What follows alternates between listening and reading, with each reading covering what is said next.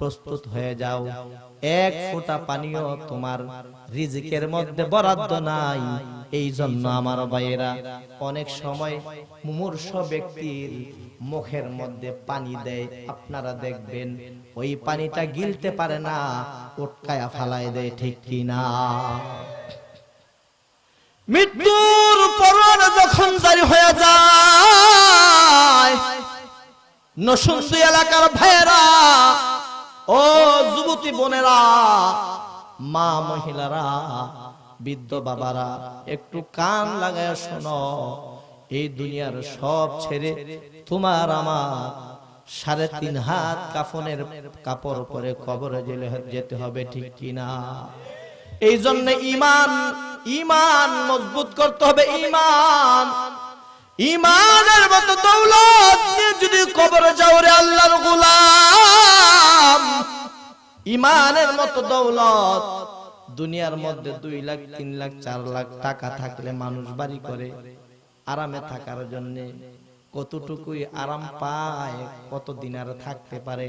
আমার ভাইয়েরা, জাররা থেকে জাররা পরিমাণ ঈমান নিয়ে যদি কবরে যেতে পারেন আমার ভাইয়েরা, আল্লাহ বলে, ও পয়গম্বর, জগতের উম্মতদেরকে আপনি জানায়া দেন, সরিষা পরিমাণ ঈমান নিয়ে যদি কবরে যাইতে পারো রে আল্লাহর গোলাম, আল্লাহ বলে এই দুনিয়ার 10টা দুনিয়ার সমান তোমার এত বড় জান্নাত আমি আল্লাহ দিয়ে দেব। জান্নাত চির সুখের ঘর, জান্নাত চির সুখের ঘর, যদি জানতে ওগো তুমি, মায়া ভরা রঙিন পৃথিবী নয় তো সুখের খনি। জান্নাত চির সুখের ঘর, যদি জানতে ওগো তুমি, মায়া ভরা রঙিন পৃথিবী নয় তো সুখের খনি, ঠিক কিনা আমার ভাইয়েরা? এই জন্য ঈমান নিয়ে যেতে হবে কবরে। ঈমান, আল্লাহর নবীর সাহাবী, মহিলা সাহাবা হযরতে জিন্নাহ নামে একটা মহিলা, আবু জাহেলের গোলাম ছিলেন, খাদেমা ছিলেন।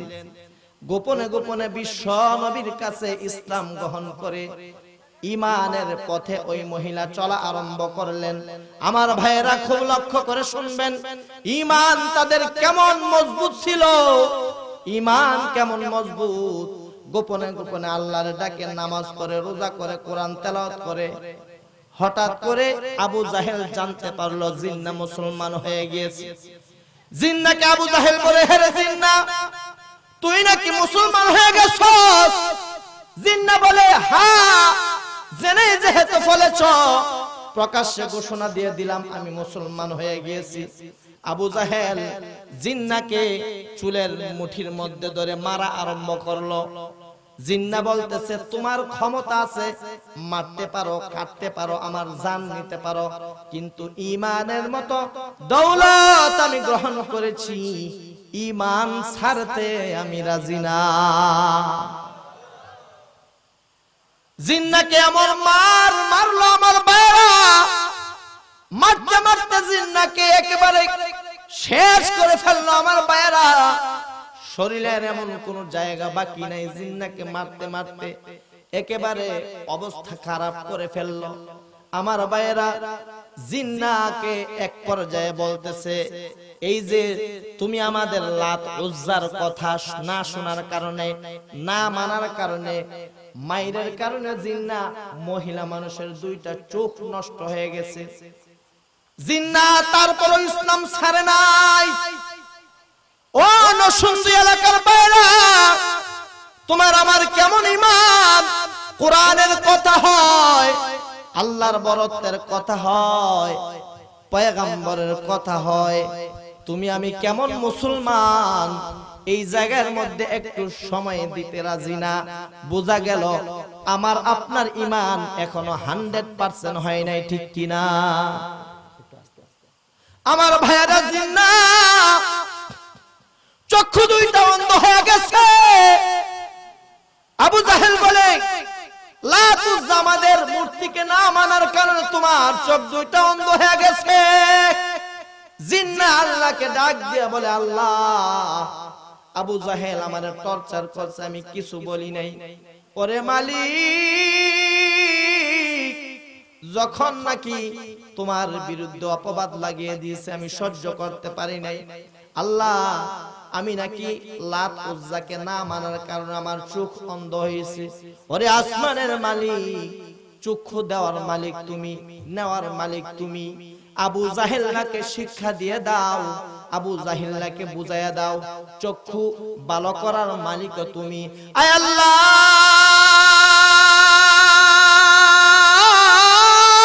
আল্লাহু আকবার। তুমি তো চোখ দেন আল্লাহ,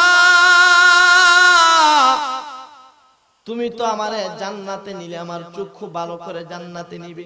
আল্লাহ গো, আবু জাহেলকে তুমি বুঝিয়ে দাও যে চক্ষু ভালো করার ক্ষমতা তুমি আল্লাহ রাখো।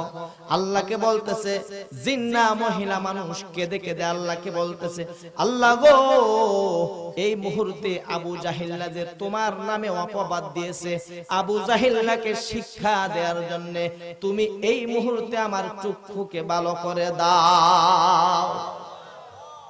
আল্লাহ বলে, এ জিন্না তুমি চক্ষু খোলো। জিন্না চক্ষু খোলার সাথে সাথে আমার ভাইয়েরা, জিন্নার আগের যে চোখের আলো ছিল এর চাইতে হাজার গুণ চোখের আলো বাইরে বেরিয়ে গিয়ে জিন্না সাথে সাথে ভালো হয়ে গেছে। আল্লাহ তাআলা কি চোখ ভালো করার ক্ষমতা আল্লাহর আছে কিনা? আল্লাহ তাআলা কোরআনের মধ্যে বলেন সব কিছুর ক্ষমতাধর একমাত্র আল্লাহ তাআলা। আল্লাহ তাআলা কোরআনের মধ্যে বলেন, ওয়াল্লাহু আলা কুল্লি শাইইন কাদির।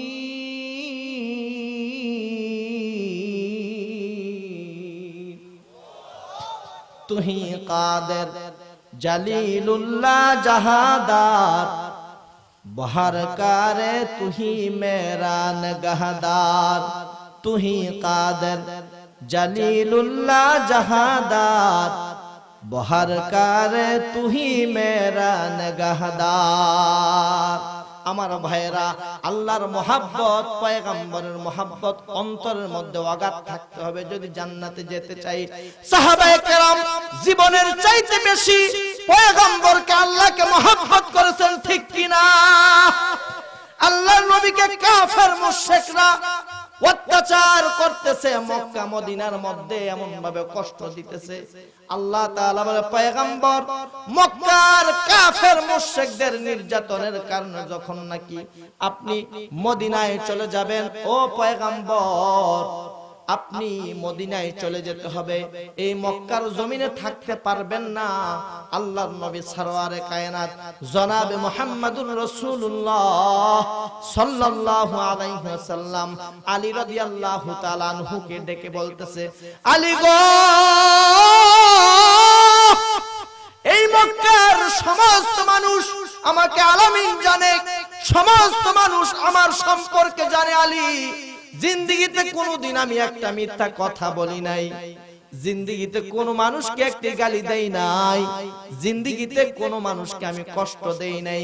এই দুনিয়ার সবচাইতে আদর্শবান এবং ভালো মানুষ আমার আপনার নবী, বিশ্ব নবী জনাবে মুহাম্মদুর রাসূলুল্লাহ সাল্লাল্লাহু আলাইহি ওয়াসাল্লাম, ঠিক কিনা?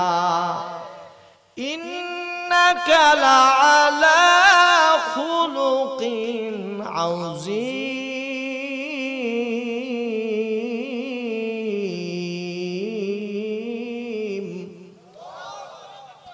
হযরত আলী রাদিয়াল্লাহু তাআলা আনহুকে বলে, আলী, এই মক্কার মানুষের নির্যাতনের স্টিম রুলার আমি সহ্য করতে না পেরে আমার জন্মভূমি মায়ের দেশ ছেড়ে যখন ইসলামের জন্য, কোরআনের জন্য, আল্লাহর দ্বীন দুনিয়ার মধ্যে প্রতিষ্ঠা করার জন্য এই আমার মক্কা থেকে আমি চলে যাব।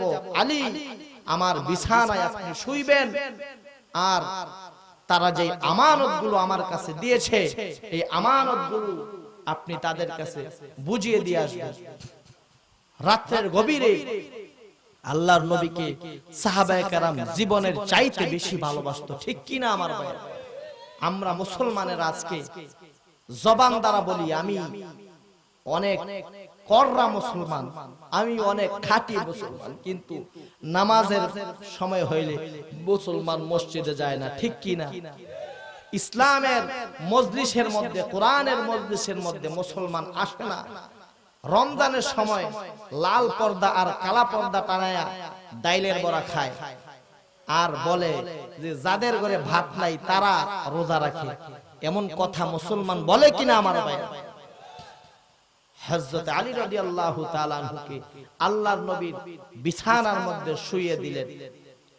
আলী রাদিয়াল্লাহু তাআলা আনহু আল্লাহর নবীর বিছানার মধ্যে শোয়ার পরে চোখ দিয়ে দরদর করে পানি আসতেছে, সুবহানাল্লাহ। আল্লাহর নবী বিশ্ব নবী জনাবে মুহাম্মদুর রাসূলুল্লাহ সাল্লাল্লাহু আলাইহি ওয়াসাল্লাম আলীকে বলে, আলী গো, মনে হয় আপনি মরণের ভয়ে কাঁদতেছেন। আলী গো, আমি চলে গেলে আপনাকে ওরা ধরে মারবে, এই ভয়ে কাঁদতেছেন। আমার ভাইরা আলী রাদিয়াল্লাহু তাআলা আনহু বলে, ও পয়গম্বর,